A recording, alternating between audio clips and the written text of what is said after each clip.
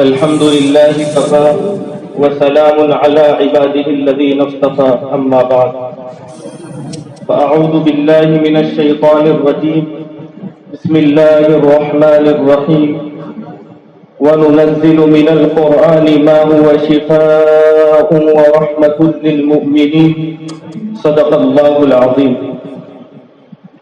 جناب صدر، لائق صد احترام، معزز اساتذہ کرام اور عزیز ساتھیوں، اللہ رب العالمین نے انسانوں کی ہدایت کے لیے اور اپنی قدرت کا تعارف کروانے کے لیے اور اس بات کا یقین دلانے کے لیے کہ اللہ ایک ہے، وہی عبادت کے لائق ہے اور اس کے سوا کوئی معبود نہیں، اور دنیا کی زندگی ختم ہونے والی ہے اور آخرت کی زندگی ہمیشہ باقی رہے گی، اور ایمان والوں کے لیے جنت ہے اور کافرین کے لیے جہنم ہے۔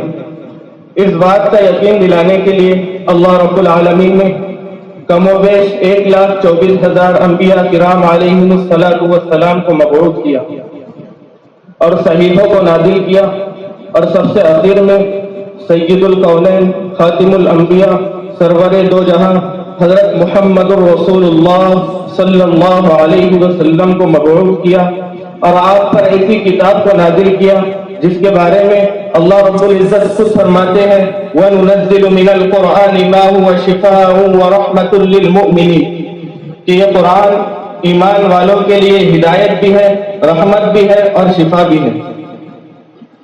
عزیز ساتھیوں، یہ کتاب ایسی کتاب ہے جو کتابوں میں سب سے اعلیٰ ہے، اور ایسے نبی محترم صلی اللہ علیہ وسلم پر نازل ہوئی جو نبیوں میں سب سے اعلیٰ ہے، اور ایسے مہینے میں نازل ہوئی جو مہینوں میں سب سے اعلیٰ ہے، اور ایسے دن میں ایسی رات میں نازل ہوئی جو راتوں میں سب سے اعلیٰ ہے۔ یہ کتاب ایسی کتاب ہے جس کا پڑھنا بھی ثواب ہے، جس کا سننا بھی ثواب ہے، اور جس کا دیکھنا بھی ثواب ہے، اور جس کے پڑھنے پڑھانے والوں سے محبت کرنا بھی ثواب ہے۔ عزیز ساتھیوں، یہی وہ کتاب ہے جس کے ذریعے اللہ رب العالمین دنیا میں لوگوں کے درجات کو بلند کرتے ہیں، اور کل قیامت کے دن بھی کہا جائے گا کہ پڑھتا جا اور جنت کے درجات پر چڑھتا جا، تیری منزل وہی ہوگی جہاں تیری آخری آیت ہوگی، اسی طرح ٹھہر ٹھہر کر پڑھ جس طرح کو دنیا میں پڑھا کرتا تھا۔ یہی وہ کتاب ہے جس کے پڑھنے پڑھانے والوں کے قدموں میں اللہ دنیا کو ڈال دیتے ہیں۔ یہی وہ کتاب ہے جس کے پڑھنے پڑھانے والوں کے بارے میں حضور نبی کریم صلی اللہ علیہ وسلم نے فرمایا ہے خیرکم من تعلم القرآن وعلمہ، تم میں سب سے بہترین لوگ وہ ہیں جو قرآن خود سیکھے اور دوسروں کو سکھائے۔ عزیز ساتھیوں، حکیم الامت حضرت مولانا اشرف علی تھانوی رحمہ اللہ نے بڑی عجیب بات کہی ہے۔ فرماتے ہیں کہ 3 چیزیں جہاں پائی جائے وہاں اگر فراوانی نہ آئے تو کل قیامت کے دن میرے دامن کو پکڑ لینا۔ اللہ اکبر! جس دن کے بارے میں اللہ کا کلام کہتا ہے یوم یفر المرء من اخیہ وامہ وابی وصاحبتہ وبنیہ، ہر طرف سے ایک ہی صدا ہوں گی یا رب نفسی نفسی یا رب نفسی نفسی۔ ایسے دن کے بارے میں حضرت تھانوی رحمہ اللہ فرماتے ہیں کہ میرے دامن کو پکڑ لینا۔ پہلی بات، پہلا کام کہ جہاں قرآن کا احترام کیا جائے اور وہاں پر فراوانی نہ آئے تو قیامت کے دن میرے دامن کو پکڑ لینا۔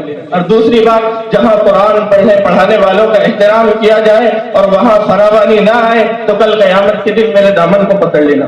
ان 2 باتوں سے متعلق حضرت تھانوی رحمہ اللہ کا ایک واقعہ نقل کرتا چلوں کہ علی گڑھ میں حضرت تھانوی رحمہ اللہ کی ملاقات ایک صاحب سے ہوئی جو حافظ بھی تھے، عالم بھی تھے، قاری بھی تھے اور مفتی بھی تھے۔ پھر انہوں نے اپنے بھائیوں کی ملاقات حضرت تھانوی رحمہ اللہ سے کروائی اور کہا کہ یہ بھی حافظ ہے، عالم ہے، قاری ہے اور مفتی ہے۔ پھر انہوں نے فرمایا کہ ہمارے دادا کی اولاد میں کل 73 حافظ عالم قاری مفتی ہے۔ اللہ اکبر! جس خاندان میں 73 حافظ عالم قاری مفتی ہو اس خاندان کا عالم کیا ہوگا؟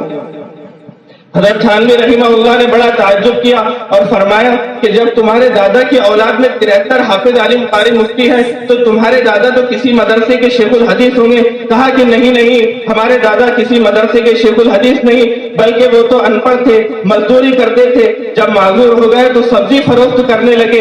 ایک دفعہ چند مکتب کے طلبہ کو قرآن سینے سے لگا کر جاتے ہوئے دیکھا تو ان کو روک کر کہا کہ کہاں سے آ رہے ہو؟ انہوں نے کہا کہ قرآن پڑھ کر آ رہے ہیں. انہوں نے پوچھا کہ یہ قرآن ہے؟ کہا ہاں قرآن ہے. تو ذرا مجھے بھی پڑھ کر سناؤ. جب بچوں نے قرآن پڑھنا شروع کیا تو ان کی آنکھوں میں آنسو آ گئے, رونے لگے اور کہنے لگے کہ ہائے کاش میں بھی اس طرح قرآن پڑھ پاتا, میری اولاد بھی اس طرح قرآن پڑھ پاتی.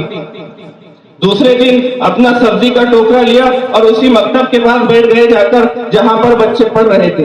کسی نے کہا کہ آپ یہاں کہاں سبزی بیچنے آ گئے, یہاں تو بچے پڑھتے ہیں, بلکہ تمہاری سبزی تو بازار میں کوئی خریدے گا. تو انہوں نے کہا کہ رزق کے وعدے اللہ نے کر رکھے ہیں, میں دنیا میں جہاں کہیں بیٹھوں اللہ مجھے میرا رزق پہنچا کر رہیں گے, لیکن یہاں میری سبزی کوئی خریدے یا نہ خریدے لیکن ان قرآن پڑھنے پڑھانے والوں کا دیدار ہوتا رہے گا. وہ عالم صاحب فرماتے ہیں کہ یہی وہ عمل تھا جس کی برکت سے اللہ رب العزت نے ان کی اولاد میں 73 حافظ عالم قاری مفتی کو پیدا کر دیا. ہاں دوستو, یہی وہ کتاب ہے جس کا احترام کرنے والوں کو بھی اللہ بلند مقام پر پہنچا دیتے ہیں اور ایسے مرتبوں میں پہنچا دیتے ہیں کہ دنیا ان کو دیکھ کر رشک کرتی ہے. عزیز ساتھیوں, تیسری بات جو حضرت تھانوی رحمہ اللہ نے فرمائی ہے وہ فرمائی ہے کہ جہاں قرآن کا حق تلاوت کیا جائے اور وہاں اگر فراوانی نہ آئے تو کل قیامت کے دن میرے دامن کو پکڑ لینا. میرے دوستو, جب یہ قرآن اس طرح پڑھا جاتا ہے جس طرح اس کا حق ہے تو پھر اس کے انوارات اور اس کے برکات ظاہر ہوتے ہیں. اس کی ایک مثال اس دور کے مدارس عربیہ ہے جس میں ہزاروں کی تعداد میں بچے تعلیم حاصل کر رہے ہیں اور بچوں کو ہر طرح کی سہولیات فراہم ہے. یہ انہی قرآن کی برکت سے ہے. اسی لیے ہمارے اکابرین اور ہمارے اسلاف نے روز اول ہی سے ان مدارس عربیہ میں تجوید کے شعبے کو قائم کیا ہے تاکہ قرآن کو اس طرح پڑھا جائے جس طرح وہ نزول ہوا تھا اور اس طرح پڑھا جائے جس طرح اس کا حق ہے. عزیز ساتھیوں, اسی روایت پر عمل کرتے ہوئے ہمارے اس جامعہ میں بھی ہمارے اکابرین نے روز اول ہی سے اس تجوید کے شعبے کو قائم کیا ہے. یہی وہ تجوید کا شعبہ ہے جس کے بغیر ہم قرآن کو ویسا نہیں پڑھ سکتے جس طرح اس کا حق ہے, جس کے بغیر ہم اس قرآن کو ویسا نہیں پڑھ سکتے جیسا کہ اللہ رب العالمین نے قرآن میں حکم دیا ہے. فرماتے ہیں ورتل القرآن ترتیلا, کہ قرآن کو ٹھہر ٹھہر کر پڑھو. یہی وہ تجوید کا شعبہ ہے جس کے ذریعے ہم قرآن کو اس طرح پڑھ سکتے ہیں جس طرح حضور نبی کریم صلی اللہ علیہ وسلم پڑھا کرتے تھے. یہی وہ تجوید کا شعبہ ہے جس کے ذریعے ہم قرآن کو اس طرح پڑھ سکتے ہیں جس طرح صحابہ کرام رضوان اللہ علیہم اجمعین پڑھا کرتے تھے. لکھنا نہیں آتا تو میری جان پڑھا کر, لکھنا نہیں آتا تو میری جان پڑھا کر, چہرے پہ لکھے درد کے عنوان پڑھا کر, لا رہے تیری روح کو تسکین ملے گی, لا رہے تیری روح کو تسکین ملے گی تو قرب کے لمحات میں قرآن پڑھا کر. اللہ رب العالمین ہم تمام کو قرآن صحیح پڑھنے کی اور اس پر عمل